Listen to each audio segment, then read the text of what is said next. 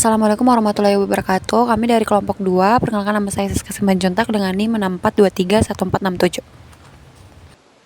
Nama saya Putri Nurhalimah dengan NIM 64231820.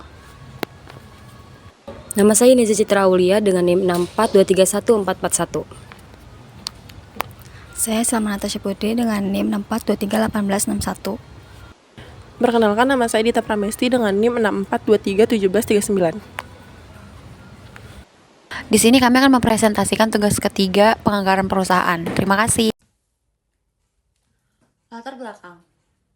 PT Unilever Indonesia Tbk adalah salah satu perusahaan multinasional terbesar di Indonesia dan bergerak di bidang produksi serta menjadi distribusi barang-barang konsumen.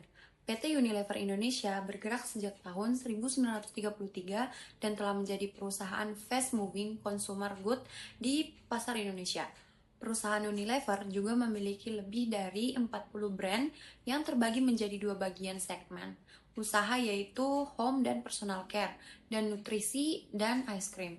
Unilever juga telah go publik pada tahun 1982 dan saham yang tercatat diperdagangkan di Bursa Efek Indonesia.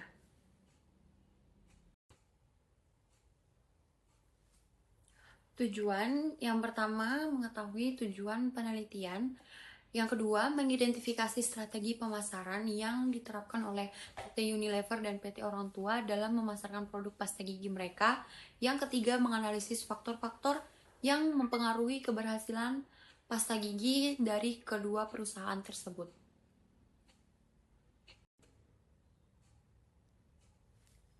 Rumusan masalah. Yang pertama, bagaimana PT Unilever dan PT Orang Tua dalam memasarkan produk pasta gigi mereka. Yang kedua, bagaimana strategi pemasaran yang diterapkan oleh PT Unilever dan PT Orang Tua dalam memasarkan produk pasta gigi mereka. Yang ketiga, apa faktor-faktor yang mempengaruhi keberhasilan produk pasta gigi kedua perusahaan tersebut di pasar. Berikutnya, ada manfaat bagi perusahaan. Yang pertama, persaingan ini dapat mendorong perusahaan untuk terus berinovasi dalam produk mereka. Contohnya, mengembangkan varian baru pasta gigi yang lebih efektif dan lebih menarik bagi para konsumen. Yang kedua, perusahaan harus terus meneruskan strategi pemasaran yang lebih baik untuk menarik perhatian konsumen serta promosi dan diferensiasi produk. Yang ketiga, kasus sengketa merek antara PT Unilever dengan PT Orang Tua dapat menekankan pentingnya kepatuhan terhadap hukum, hak kekayaan intelektual yang dapat melindungi perusahaan dari kerugian secara finansial maupun reputasi. Berikutnya ada manfaat bagi pembaca. Yang pertama, pembaca mendapatkan pemahaman yang lebih baik tentang bagaimana persaingan mempengaruhi pilihan produk dan kualitas yang ditawarkan di dalam pasar pasta gigi. Yang kedua, pembaca dapat belajar tentang pentingnya pendaftaran merek dan bagaimana sengketa merek dapat mempengaruhi perusahaan dan konsumen. Yang ketiga, dengan mengetahui perbedaan antara produk-produk yang bersaing, konsumen juga dapat membuat keputusan yang lebih tepat saat memilih pasta gigi. Berikutnya, ada manfaat bagi perusahaan. Yang pertama, persaingan ini dapat mendorong perusahaan untuk terus berinovasi dalam produk mereka.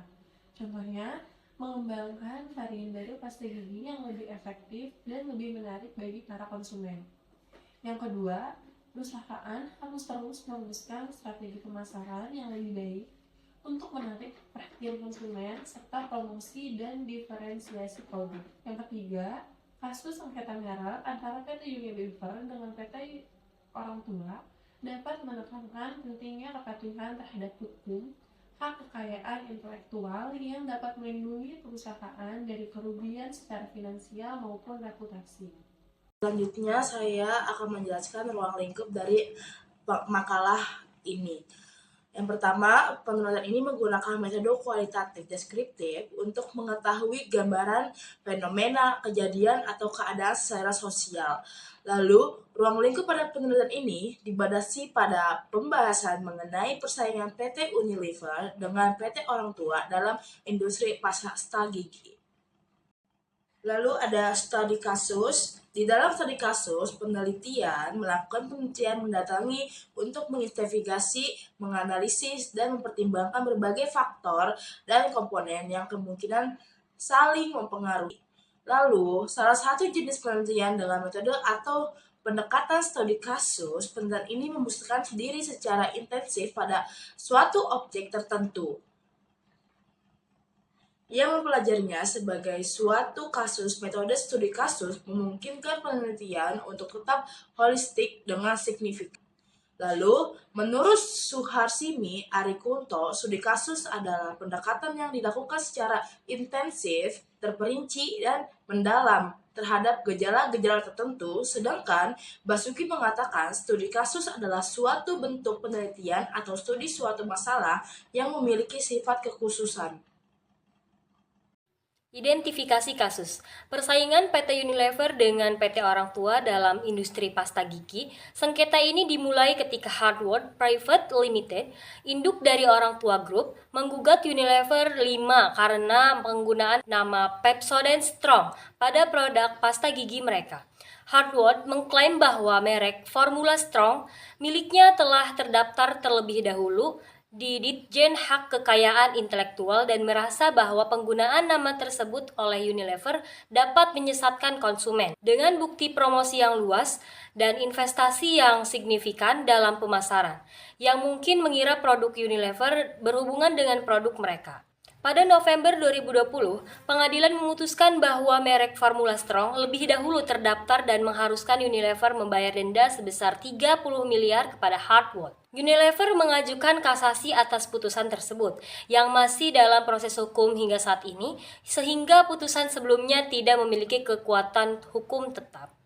Unilever mengajukan kasasi atas putusan tersebut yang masih dalam proses hukum hingga saat ini, sehingga putusan sebelumnya tidak memiliki kekuatan hukum tetap. Bagi Unilever, perusahaan menyatakan bahwa kasus ini tidak berdampak material terhadap operasional dan keuangan mereka, meskipun menghadapi tantangan reputasi. Bagi PT Orang Tua, kemenangan dalam kasus ini memperkuat posisi merek mereka di pasar dan memberikan presiden penting untuk perlindungan hak kekayaan intelektual di Indonesia. Kasus ini mencerminkan dinamika persaingan di industri pasta gigi dan pentingnya perlindungan merek dalam menjaga integritas dan kepercayaan konsumen. Profile. Sejak 5 Desember 1933, Unilever Indonesia telah tumbuh menjadi salah satu perusahaan Fast Moving Consumer Goods atau FMCG terkemuka di Indonesia yang senantiasa menemani keseharian masyarakat melalui berbagai produknya, seperti Pepsodent, Lux, Lifebuoy, Dove, Sunsilk, Clear, Rexona, Vaseline, Rinso, Molto, Sunlight, Walls, Royco, Bango, dan masih banyak lagi. Unilever Indonesia pertama kali menawarkan sahamnya kepada publik pada 1981 dan terdaftar di Bursa Efek Indonesia sejak 11 Januari 1982. Saat ini, Unilever Indonesia yang berkantor pusat di Tangerang memiliki lebih dari 40 brand dan juga 9 pabrik yang bertempat di area industri Jababeka, Cikarang, dan Rungkut, Surabaya. Pabrik serta produk-produk ini juga telah terdaftar sertifikasi halal dari Majelis Ulama Indonesia atau MUI. Unilever adalah perusahaan yang dibangun atas dasar purpose atau tujuan mulia. Purpose merupakan jantung dari segala yang kami lakukan, baik sebagai karyawan, brand, maupun perusahaan. Setelah lebih dari 87 tahun, purpose kami tidak pernah berubah. Kami ingin menjadikan kehidupan berkelanjutan sebagai hal yang lumrah untuk dimiliki. Kami selalu berupaya menciptakan masa depan yang lebih baik setiap harinya melalui produk-produk dan kampanye kami.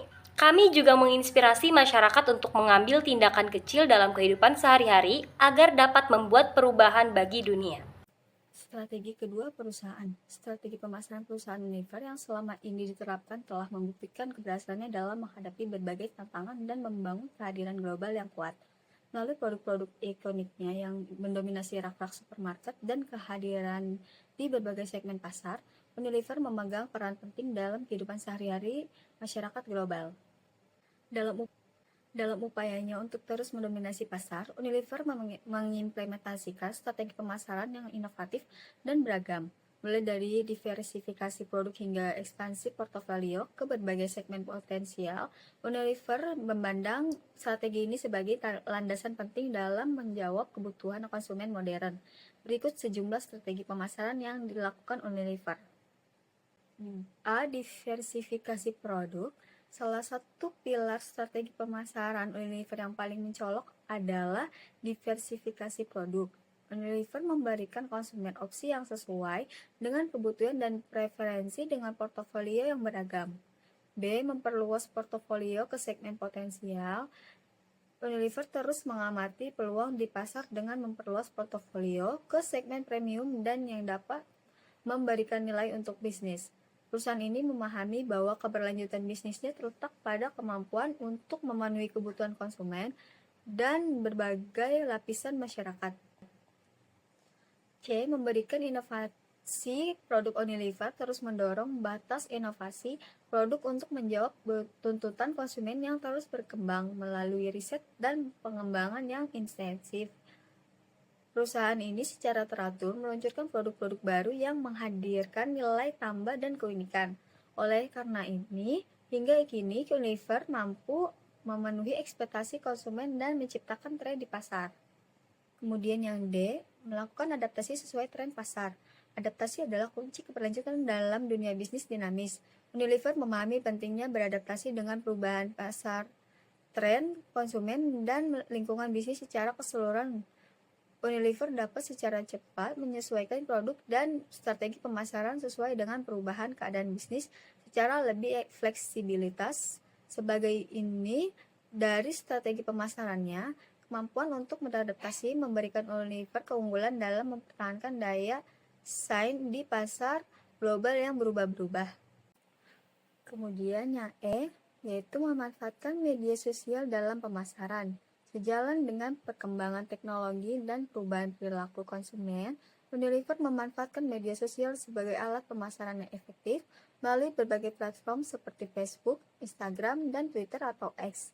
Unilever dapat terhubung langsung dengan konsumen. Sementara itu, diskon masih menjadi strategi yang sangat efektif untuk meningkatkan penjualan. Hal ini disampaikan oleh Head of Corporate and Marketing Communication Orang Tua atau OT Group, Harianus Ikhtar Zebua. Harianus mengatakan, OT Group secara rutin menggelar program diskon dengan retail-retail yang bekerja sama. Hampir setiap bulan, OT Group melakukan program diskon. Analisis data. Dalam penulisan ini kami menggunakan teknik dokumentasi yaitu berupa data dari internet dan publikasi. Sengketa ini bermulai dari keberatan Hardware Private Limited, induk Orang Tua Group di Indonesia, atas penggunaan merek Pepsodent Strong oleh Unilever. Hardware mendaftarkan merek Strong untuk pasta giginya, Formula Strong, di Ditjen Hak Kekayaan Intelektual Kementerian Hukum dan HAM. Putusan Pengadilan Negeri Jakarta Pusat pada 18 November 2020, Pengadilan Negeri Jakarta Pusat memenangkan Hardware dan memerintahkan Unilever untuk membayar ganti rugi sebesar 30 miliar. Kasasi Unilever mengajukan kasasi atas putusan Pengadilan Negeri Jakarta Pusat. Putusan Mahkamah Agung pada 30 Maret yaitu Mahkamah Agung mengabulkan kasasi Unilever dan membatalkan putusan Pengadilan Negeri Jakarta Pusat. Dengan demikian, Unilever tidak perlu membayar ganti rugi kepada Hardware.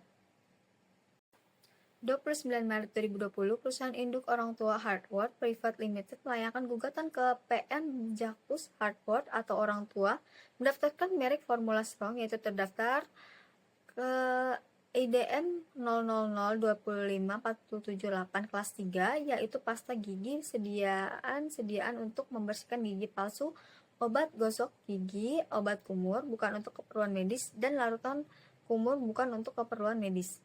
18 November 2020, Pengadilan Niaga pada Pengadilan Negeri Jakarta Pusat atau PN Jakpus memutuskan, pertama mengabulkan gugatan penggugat seluruhnya, kedua menyatakan merek Strong, daftar nomor IDM 0002584778, kelas 3 milik penggugat adalah merek terkenal di negeri Republik Indonesia. Ketiga, menyatakan pasta gigi tergugat yang menggunakan merek Strong adalah serupa dan memiliki persamaan dan pokoknya dengan merek Strong. Daftar nomor IDM 00258478 kelas 3 milik penggugat. Keempat, menyatakan tergugat sejak tahun 2019 sampai dengan sekarang setelah melanggar merek Strong, daftar nomor IDM 000258478, kelas 3 milik penggugat. Kelima, menghukum tergugat untuk membayar ganti rugi kepada penggugat sejumlah 30 miliar rupiah. Kemudian yang keenam, menghukum tergugat untuk membayar biaya perkara sejumlah 1.400.000 rupiah. Kesimpulan dari studi kasus ini adalah persaingan ini mencerminkan ketatnya industri barang konsumen di Indonesia, di mana kedua perusahaan berusaha memperkuat posisi mereka di pasar melalui inovasi dan strategi pemasaran yang agresif. PT Orang Tua Group telah meluncurkan berbagai produk baru untuk menarik konsumen. Sementara Unilever berupaya mempertahankan pangsa pasarnya meskipun menghadapi tantangan hukum. Lalu sengketa antara PT Unilever dan PT Orang Tua Group dalam industri pasta gigi menunjukkan pentingnya perlindungan merek dalam bisnis. Hasil dari kasus ini tidak hanya akan mempengaruhi reputasi dan posisi pasar kedua perusahaannya. Yang terakhir, bagian saran. Untuk Unilever, fokus pada pengembangan produk dengan bahan alam atau inovasi khusus seperti pasta gigi herbal atau khusus untuk gigi sensitif.